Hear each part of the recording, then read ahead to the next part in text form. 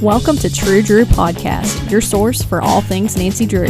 I'm your host, Avery, and on this podcast, we'll discuss everything from the Nancy Drew books, to computer games, to movie adaptations, and TV shows. Nothing is off the table. So if you're a True Drew, you'll definitely want to tune in for this podcast. Hello, True Drews, and welcome to another episode of the podcast. And today, on this episode, we're going to be discussing the mystery at the ski jump. I don't know about you all, but I am ready to discuss this book today. I've got my cup of coffee, I'm all set up in my office, and I don't know, I've been adding coconut flavoring to my coffee, and it is so good. I feel like I need to do a poll over on my Instagram, True Drew Podcast, like on how you all take your coffee. It has nothing to do with Nancy Drew, but I just like getting to know you all and discussing all kinds of things, whether it's coffee or the Nancy Drew games or books. I just love this little community that I've become a part of. Now, first up, I always like to discuss the book covers on the episodes, and The Mystery at the Ski Jump actually came out in 1952. It's the 29th book in the original Yellow Spine series.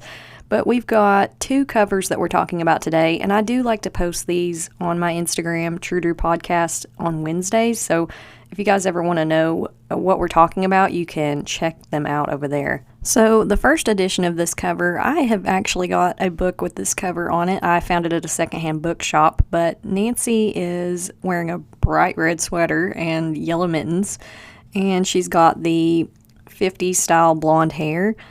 And there's a guy in the bottom left corner who kind of looks like Ernest from like Ernest Saves Christmas. He's wearing like a red trucker hat and flannel, and I mean, they're supposed to be in Montreal, and there's a bunch of snow, and there is a skier who has just gone off a jump, and you can kind of see them silhouetted by the moon in the background. It's actually a really cool cover. And the second edition of this cover shows Nancy in the foreground, and she's wearing a green jacket and matching mittens and earmuffs because she loves to match her accessories.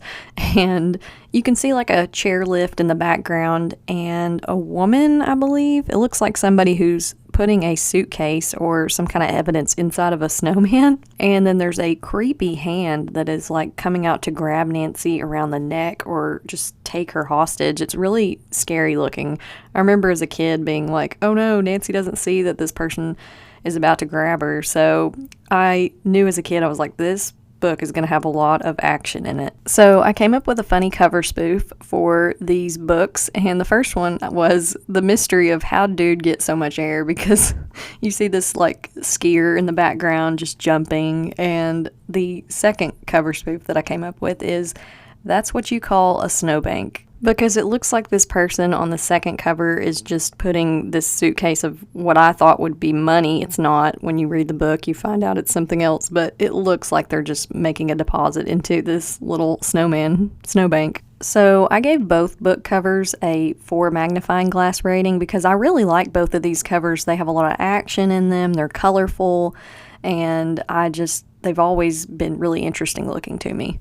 Okay, so now we're going to jump into the list of characters for this book, and there is a Mr. and Miss Channing, and Mr. Channing actually goes by Jacques Fremont. That's his alias, and Miss Channing has an alias too because the couple that cons people together stays together, I guess, but her alias is Mitzi Adele, and she's also a figure skater. And they are behind this scheme with the Forest Fur Company. And there's also a character named Sidney Boyd. There's Mrs. Martin, who's a neighbor of Nancy's, Bunny Reynolds, who is somebody who unfortunately gets scammed by the Channings. Miss Packer, John Horn, who is he's a very eccentric fur trapper, and Chuck Wilson, who is a champion skier. So without further ado, we're going to jump right into the synopsis for The Mystery at the Ski Jump. Nancy is walking home after buying some skis for a trip to Montreal when a car runs up on the sidewalk, almost killing her. The driver, a Miss Channing, owns Forest Fur Company. Nancy and her neighbor carry her inside, but she sneaks off while Miss Martin is making her tea. She tells Nancy she thinks she was scared when she heard Nancy's dad is a lawyer. Nancy begins to investigate, but is stalled when she finds her license has been stolen. Nancy orders another license, but begins to learn that Miss Channing has been using her name around town and stealing things, along with using the name Mitzi Adele. Nancy then accompanies Carson to Montreal on a case he is working on for Chuck Wilson, a figure skater and skier. Nancy is able to trap Sidney Boyd, one member of the gang, before she and her friends and John Horn, the fur trapper, go on a trip to the Adirondacks with Aunt Eloise. Nancy and Ned get lost in a snowstorm, and Nancy gets kidnapped. She is rescued by her friends before freezing, and the fur swindling gang is captured. So the newspaper headline synopsis that I came up with to sum it all up is teen detective infiltrates fur swindlers gang, the ring is busted. So I took down a lot of direct quotes and notes for this one, so we'll jump right into them. So the first thing that I wrote down is Nancy is walking home from buying skis, and she's carrying these with her, and a woman, Miss Channing, almost runs her down with her car. So Nancy and Miss Martin, the lady whose house Miss Channing hit, they carry her inside, and when she comes to, she starts powdering her nose. I'm like, wow, okay, priorities. You just wrecked somebody's house with your car. You care more about what you look like than what the house looks like, or that you almost killed somebody. But while Nancy and Miss Martin are making Miss Channing tea, she sneaks off. She runs off. And Miss Martin speculates that it's because Nancy, her dad's a lawyer, and Miss Channing overheard that. Which I'm like, yeah, lady, you better be afraid, because Carson Drew is a distinguished attorney in River Heights, and you almost ran his daughter over. You, came up on the sidewalk. And it doesn't really say why Miss Channing does this. Did she fall asleep? Was she drunk? Is she narcoleptic? Nobody knows. But either way, the Nancy Drew books, if she was drunk or something, they're not going to bring that up. The next note that I took down is Hannah shows Nancy a mink stole that she got from the Forest Fur Company and says she bought some stocks in the company as well. And there's apparently some other people in town that did that. So Nancy is like, I just met this lady who was, involved with the Forest Fur Company. So she doesn't have very high hopes that Hannah's going to see return on that purchase. So the next note that I took down is Hannah says that Bess and George are coming over after dinner and comments, I can never get used to a girl with a boy's name. Hannah Gruen, everybody. She's shading George Fane, but you know what? George dishes it out, so she can surely take it. Now, this next exchange between George and Bess I thought was pretty funny, so I wrote it down.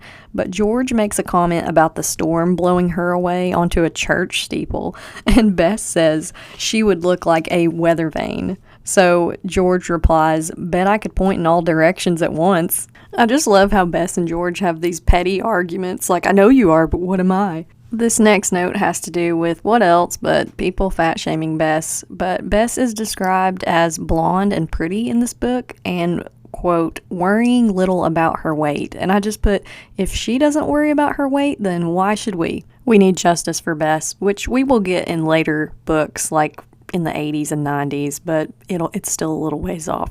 Now, Nancy gets in trouble when she gets pulled over after she's chasing Miss Channing, and she discovers that her license is gone.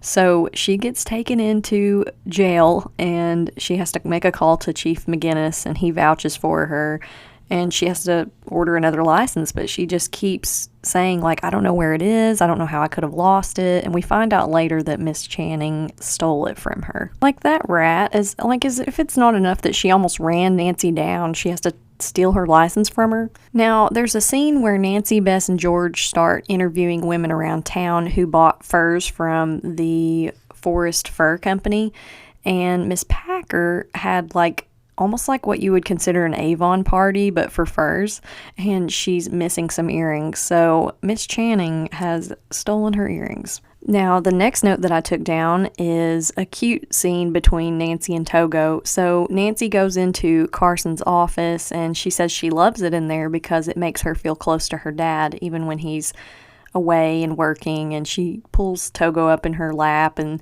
she kind of just talks to him about the case. But I thought this was so cute. I love that Nancy's dog Togo has become more of a character in some of these books lately, but it's so cute. He actually helps her solve some cases. He helps find her when she's been kidnapped. Like, I don't know, if I was solving mysteries, I'd have my rabbit Reese, but I don't really know how well she could track me down. I mean, in her defense, she could probably dig a pretty big hole to get to me if she needed to. So the next note that I wrote down is that these two plainclothes detectives try to arrest Nancy because Miss Channing, who stole her license, has been going around River Heights and all these neighboring towns, and she's using Nancy's name and stealing things. So if I was Nancy, I'd be so mad about this, because there's nothing worse than somebody like, throwing mud all over your name and your character. And so it's like not enough that this woman ran her down, stole someone's earrings, like she scammed all these people, and now she's using Nancy's name. So the next thing that I wrote down is some fur trapper named John Horn comes to talk with Nancy, and Bess and George track this guy down, but he tries to give her his pet mink named Arabella. And this mink, it's hilarious. So it jumps towards Hannah, and then there's like utter chaos while, Nancy and Hannah, they're trying to capture this loose mink in their house. And John Horn says, "You women stay put and cut out that yammering." Like, excuse me, sir. Like, you brought your wild animal into our house. Like, calm down. I'm just picturing this guy who looks like Daniel Boone, and he's got like a scraggly beard and a fur pelt and a hat, and he's just trying to capture this mink, and it's so funny. But Nancy, she says, once they finally catch the mink, Arabella, she's like, "I don't think this would be a great idea because, I have a dog named Togo, and it's not going to work out." So Carson and Nancy go up to Montreal in Canada, and they meet Chuck Wilson, who Carson's trying to solve a case for him, and he's a champion skier and figure skater. And Chuck invites Nancy to dinner, and he forgets that he and Nancy are dancing. So there's this really bizarre scene where he starts to do like skating maneuvers with her. He's like, "I'm going to do a triple sow-cow," and he's just like, "I'm going to throw you up in the air," and it's kind of hilarious.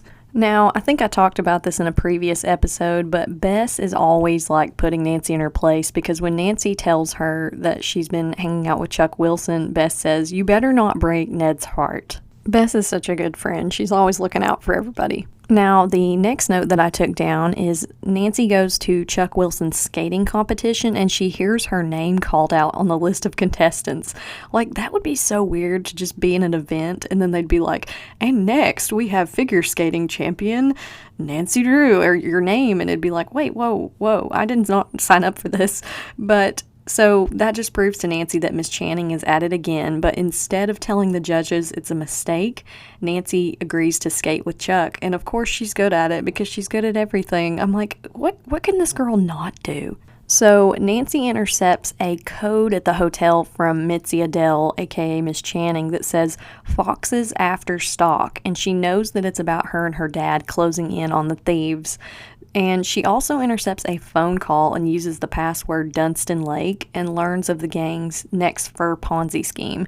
So Dunstan Lake is, they keep alluding to it throughout the book like it's a location, but it's actually a man's name. So my next note, in the most bizarre vacation ever, Nancy, Bess, George, Bert, Dave, Ned, and Eloise, and John Horn, the fur trapper, with his little pet mink, go on a trip to the Adirondacks, and John Horn shows up later to save the day when Bess and George forget to pick up the groceries, and he fixes everyone wild rabbit. I don't care how desperate or cold I am, I could not eat a rabbit. I'm like, that's my pet. If Reese's listening in the other room, I love you, Reese. Now, the next note that I took down, Nancy gets saved by Ned. So she starts to reach for something in the snow, and she doesn't realize that it's like a trap, like a fox trap or something. And they get lost in a snowstorm, and John Horn saves the day. Like, he's just randomly out, like, snowshoeing through the wilderness, and he's like, "Oh, hey, guys," because they would have froze to death. So, I mean, as weird as this guy is, he's saved the day a couple times now. So towards the end of this book, Nancy is kidnapped and left in a cabin to freeze to death. And I put this down. So I've had a tally going of all the weird near-death experiences that Nancy has had. There's drowning, boat accidents, locked in somewhere, kidnapped, drugged, bomb, hit over the head, almost choked / strangled, almost run over by a car crash, almost crushed by something, and frozen to death. And then all these unique experiences. But it's just wild, all the ways that Nancy has escaped death. So I may actually do a bonus episode just on these experiences because it's crazy to hear them all read one after another. Oh, and I did not write this down as a note, but in the second edition of the book cover where the person is putting something inside the snowman, it actually turns out to be fur pelts that were stolen. So basically this forest fur company, they are stealing pelts from actual fur companies, and they don't actually make them themselves, but they're giving them as evidence to people to get them to buy stocks. And the last note that I took down is that Miss Packer gives Nancy a brooch and enough mink to make a stole as her reward for helping solve this mystery. And the brooch was actually, it matched the earrings that were stolen. So that was how Nancy was able to prove that Miss Channing stole Miss Packer's earrings. So the next segment of the podcast is one that I like to call What's Cooking with Hannah Gruen. And Hannah and a few other people cooked up quite a storm in this book. So Hannah actually made a pot roast and big brown potatoes along with apple pie, and it had lots of cinnamon apparently. And she made a lot of pies. She made cherry pie, and she made hot chocolate and cinnamon toast. And not only did Hannah do some cooking, but Bess, Aunt Eloise, and Nancy did. So Bess made chicken pie and angel cake. Aunt Eloise made venison, wild rice, and Nancy's favorite currant jelly. And Nancy makes herself bacon, eggs, and toast while they're up in the Adirondacks. Now, as far as things that Nancy could add to her resume, I said champion skier / figure skater because she just takes that on like it's nothing.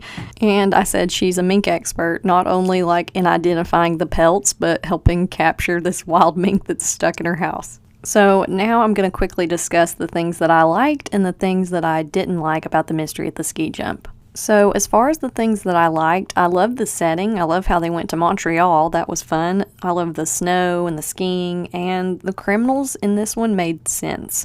I liked that they were like a crime ring, and I didn't like that they were cheating people out of their hard-earned money, but I loved that it was just a ring of people instead of just one villain. Now, as far as the things that I didn't like, there were a few parts of this book that kind of dragged, but overall, I thought it had a good plot. So I gave this book a rating of 4 magnifying glasses. I thought that it made sense. It was cohesive. There wasn't like an over usage of aliases and weird things that made no sense. I thought it was a really good book. So that concludes today's episode on the mystery at the ski jump. I hope you all enjoyed this book and enjoyed this episode. For next week's episode, we're going to be talking about the clue of the velvet mask. So if you like masquerades and crime rings where people are stealing jewelry at parties, then you will love this book. Until next time. Thank you for listening to this episode of True Drew Podcast. If you'd like to stay up to date on the latest information and new episodes, our Instagram is True Drew Podcast. Or for general inquiries, you can email us at truedrewpodcast@gmail.com.